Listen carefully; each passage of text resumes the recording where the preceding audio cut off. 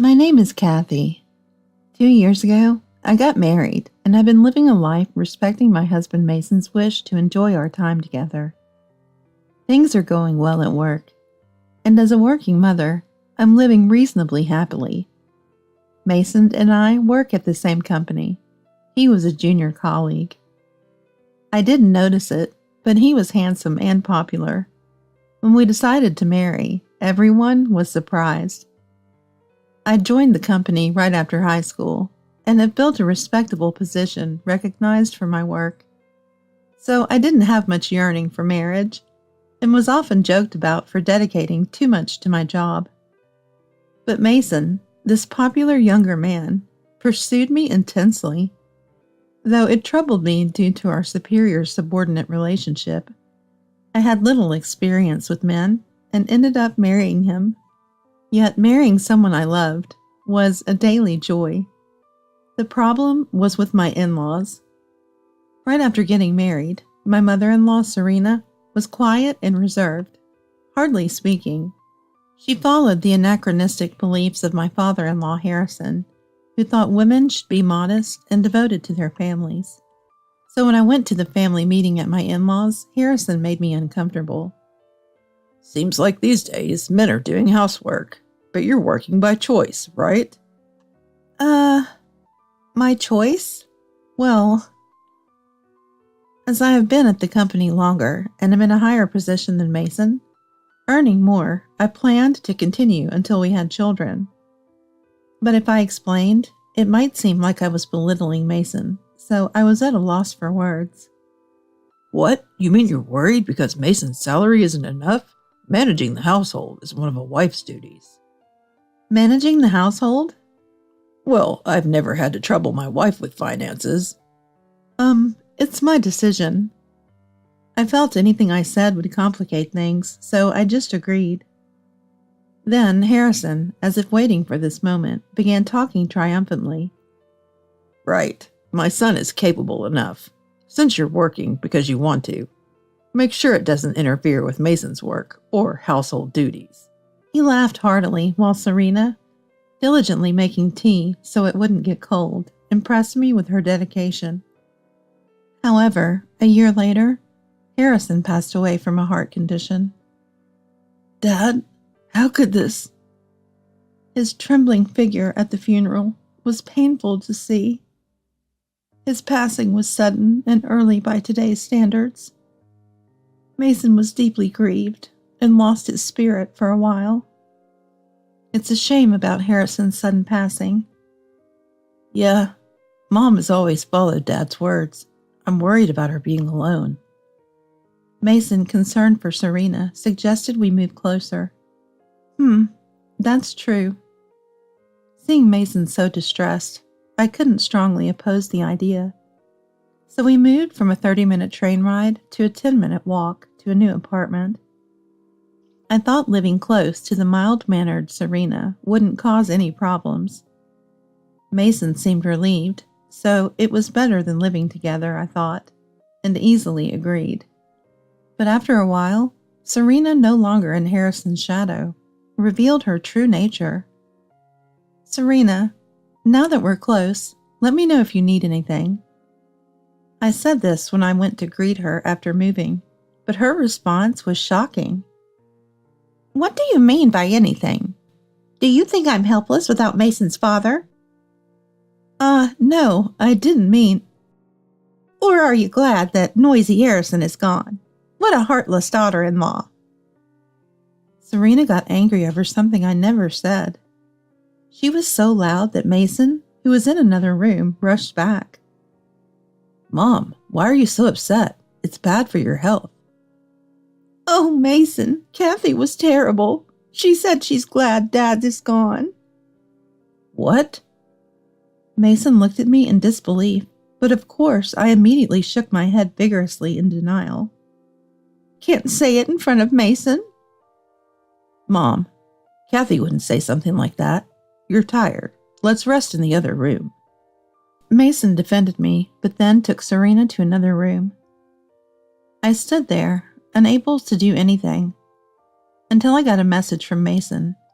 He said Serena was still upset and asked me to go home first. Feeling helpless, I returned home. Later, after dinner and a bath, Mason came back. Sorry about today. I know you wouldn't say that. Do you think Mom might have dementia? I was relieved you believed me. Dementia? Maybe it's just confusion from losing Harrison. I was shocked to suspect dementia in Serena on the day we moved and felt uneasy about our life here. Since that day, my married life began to crumble slowly. Sorry about the other day. Have this, Serena said a few days later, her tone kind as before, bringing me some food. No, it's okay. You've been through a lot. How about some coffee? It's fine. I just stopped by quickly. I'll leave now. I tried to invite her in, but surprisingly, she refused. Exhausted from the unfamiliar commute and neglecting housework, I felt relieved and checked what she brought. The vegetables were wilted, the root vegetables soft and rotting. The snacks were expired or expiring that day. Mason came home late from work, looking a bit grumpy. What's wrong? Bad day at work? Since our marriage, we had been transferred to different departments. My position was unchanged, but Mason had more overtime in his new department. No, did Mom visit today? She called upset because she couldn't come in, even though she tried so hard with her sore legs. Irritated, I told Mason the truth while trying to hide my annoyance. I invited her in, but the things she brought were spoiled or expiring. Why does it always seem the opposite of what she says? I was exasperated with Mason's indifferent attitude, but didn't want to push too hard, fearing he might suspect dementia again. I dreaded the thought of him wanting to live with Serena, making our lives even harder. We ended the conversation awkwardly, but Serena kept bringing inedible things every few days. Often, she hung them on the door when I wasn't home. Sometimes birds scattered them at the entrance. Cleaning up after a tiring day was just more stress. She would call for long talks, even when I said I was busy at work. After half a year, I adapted, setting up a delivery box for Serena and replying by email instead of phone calls. But then, near the fiscal year's end, I realized I hadn't updated our bank book. It was for a savings account we planned to use for a house or children, automatically funded by my salary. Excited to see the balance, I went to update the bank book. But it only showed the last month's deposit. I hadn't withdrawn anything. Reluctantly, I knew who might have taken it. I went to update the bank book today. Why? Why? We should at least talk about it. It's our money, right? I confronted Mason, who came home late from overtime, at 10 p.m. in the living room. Actually, I found out Dad had debts after the funeral. I was going to talk to you, but with the issues with Mom, it was hard. It was about half. Half? My savings from before we married should have made it around $40,000. And now only $2,000 from last month is left, even though I contributed more. Then, more issues came up. Dad said he never let Mom want for anything. But she never got to go buy clothes or anything, so I felt sorry and bought her some. Living on just a survivor's pension is hard. I'm not angry about helping. I get wanting to help your parents. I'm upset you kept it a secret. Sorry, I'm sorry.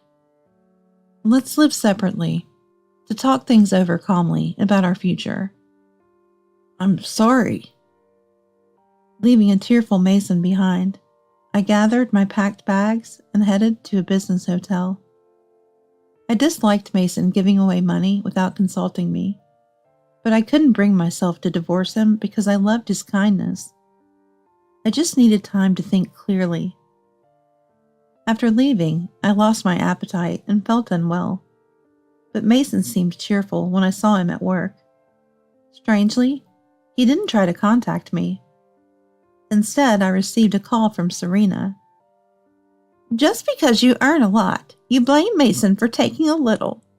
If you want to divorce, just do it quickly. We don't need a stingy wife like you. I was cut off after Serena said her piece, but I couldn't understand why I was being scolded for helping. I tried to tell Mason about Serena's interference, but he didn't answer his phone, even though it was his day off, remembering he once mentioned debt collectors.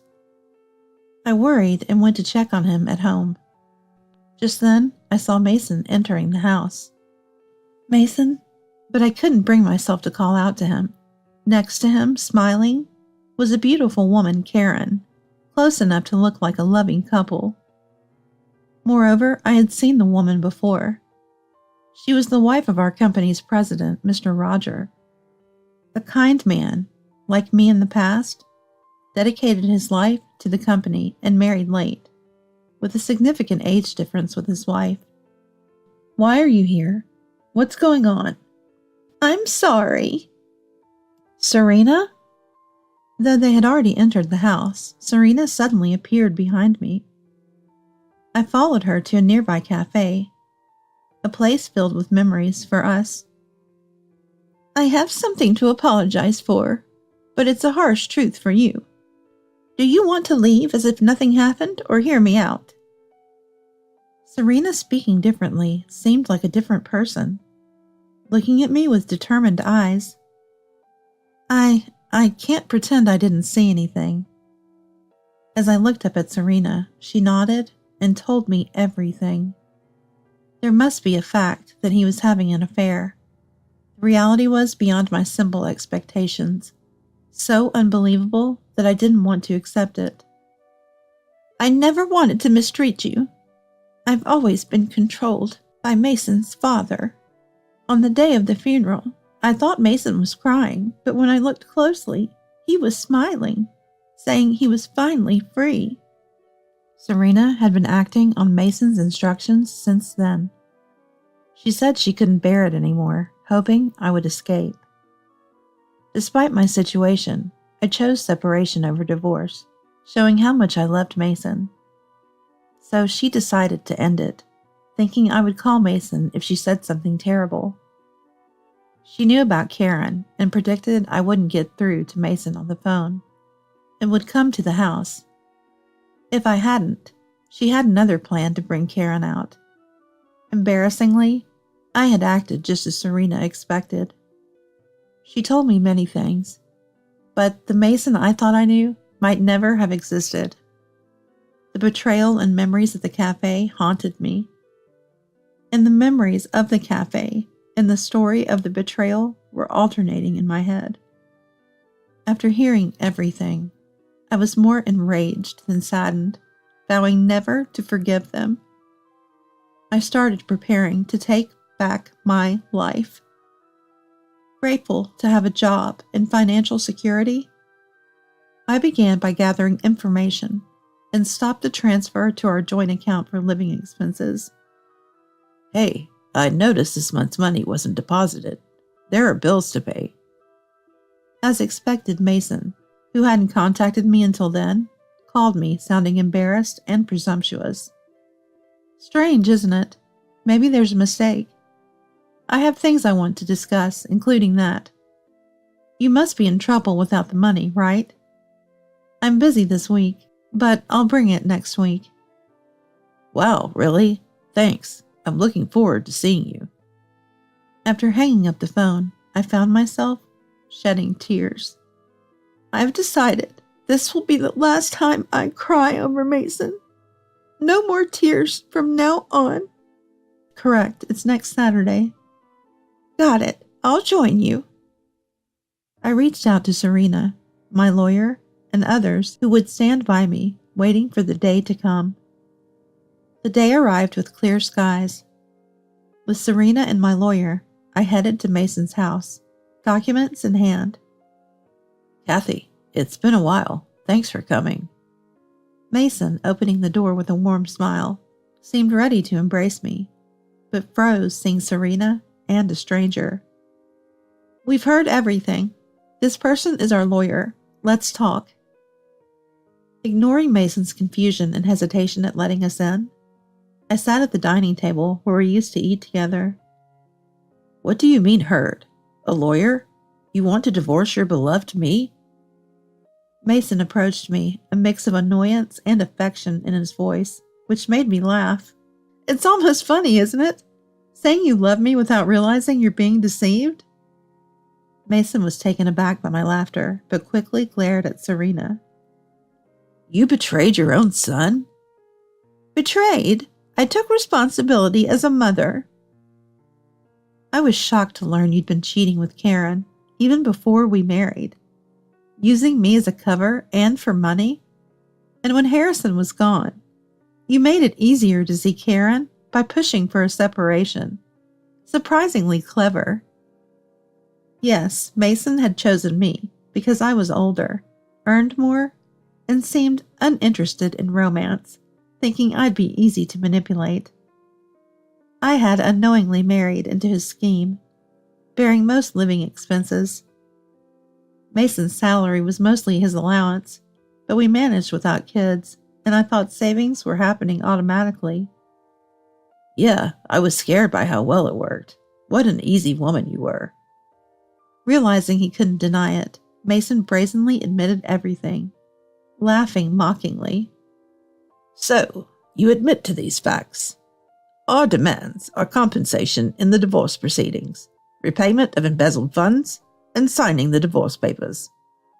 But when the lawyer presented our demands, Mason's face turned bright red with anger. Compensation for the divorce trial? Staying with a boring older woman like you? I gave you the dream of a lifetime. He sneered those words mockingly. Happiness? Cheating on me? Stealing money? Letting Serena harass me? And taking away my time? Serena had always been tormented by Harrison's character, who was also irresponsible with women. She was trapped in an arranged marriage between families, unable to escape due to the times. After Harrison passed away, Serena thought she'd be free, but Mason started ordering her around, taking over Harrison's role. It seemed he wanted to shift attention to Serena to cover up his own affairs. Mason played the victim, caught between Serena and me, to subtly control me without complaint. With Harrison gone, he wanted more time with Karen. He wasn't ready to divorce me, planning to manipulate just enough to keep me around for my money. Serena was willing to stay silent for an easy life, but seeing me reminded her of her past self, and she realized she couldn't let more victims suffer. Meddling for no reason. Maybe mom's just delusional, from dementia. Where's the proof? I was astonished that Mason was still trying to dodge responsibility. Don't worry, we have everything right here, and soon. As I said that, the doorbell rang. Perfect timing. Better go get that. Don't want to be rude. Who is it? No way. Glaring at me, Mason hurried to open the door. There stood the company president and Karen. Thank you for your hard work. Sorry to disturb you on your day off. Please come in. Ah, Kathy, you really helped us out this time. Mason, too. Seems my wife owes you a lot. The president spoke with a laugh, but his aura was intense, clearly holding back anger. It made sense. After Mason transferred, he was working in a department assisting the president, so he interacted a lot with me since our marriage. And being younger, Mason was quite favored by him. It was a classic case of biting the hand that feeds you. When I revealed that Mason's schemes began even before our marriage, he was genuinely shocked. As we were short on chairs, I, the president, Serena, and the lawyer sat at the table, leaving Mason and Karen standing. Mason finally quieted down. I've laid out the evidence you were asking about earlier. While playing the recording of everything Serena knew, I neatly arranged photos of the two dating, detailed financial misuse, and savings records. Involving Mr. Roger. Dragging her into this? Everyone seemed puzzled. If the relationship predated our marriage, wasn't I the one more entangled? But Karen's words were even more shocking. It was my fault. Forgive me. It was my beauty. The lawyer beside us was struggling to hold back laughter. The president, holding his head in disbelief, sighed. I married you for your free spirit, but I never thought you'd be this foolish. Kathy is the real victim here. Just sign the divorce papers and pay what you owe. The president's calm but authoritative presence was undeniable, befitting of a major company's leader. Mason, unable to say anything further, silently agreed to the divorce terms. Mr. Roger, regarding the compensation from your wife in the divorce, I prefer it be paid by her, not you. The president, seemingly ready to handle the payment himself, gave an awkward smile. You really are an amazing woman. I'm terribly sorry. I'll respect your wishes. Let's discuss our issues at home, shall we? Us? There's nothing to discuss. Nothing changes? I said before, there won't be a second time. I'm leaving now. Wait, I can't live without you. This is the second time you've crossed the line with an employee. The president looked at Mason with pity. To him, Mason might have seemed a young man misled by Karen. As the president made his way to the door, Karen followed, pleading. Why? Was Mason thinking they'd be happy together after our divorces? It felt like watching a pathetic love drama, giving me a headache. My goal was accomplished, so I nodded at Serena and the lawyer, and we all stood up from our chairs. Just so you know, this place is in my name. I've already terminated the lease, so you'll need to leave or sign a new lease by next week to avoid illegal occupation. What? You're taking my money and now the house? She might lose her job, and now this? Even then, Mason played the victim, but I was too tired to argue. It's all the result of your actions. You can find another job, earn money. I don't know about her, but you can never return the precious time you stole from Kathy. You never apologized, but you owe Kathy an apology. Serena delivered this final blow for me. It seemed like she was reminding herself, too.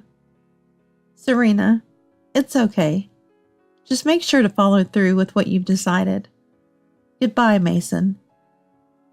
Afterward, I successfully divorced and retrieved all the household items I had bought for the apartment. Not wanting to see Mason again, I made a list and had the lawyer and Serena move everything out. Mason had to move since he couldn't afford the rent and didn't resist much. I didn't want any prolonged involvement, so I had Mason pay the divorce compensation in one lump sum.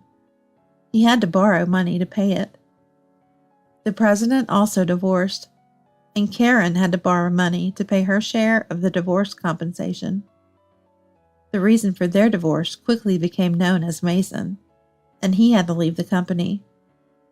Karen, with nowhere to go, is now living with Mason in an old apartment, struggling with debt collectors. Serena also cut ties with Mason completely. She sold her in-laws' house without telling Mason and moved near mine, working in housekeeping using her skills. Whenever we meet, she apologizes first, but I'm grateful to her. If Serena had given up, my situation could have been worse. I'm wary of marriage now, but I hope to find a mutually supportive partner if the chance comes. Until then, I plan to repay the president who helped me by focusing on my career.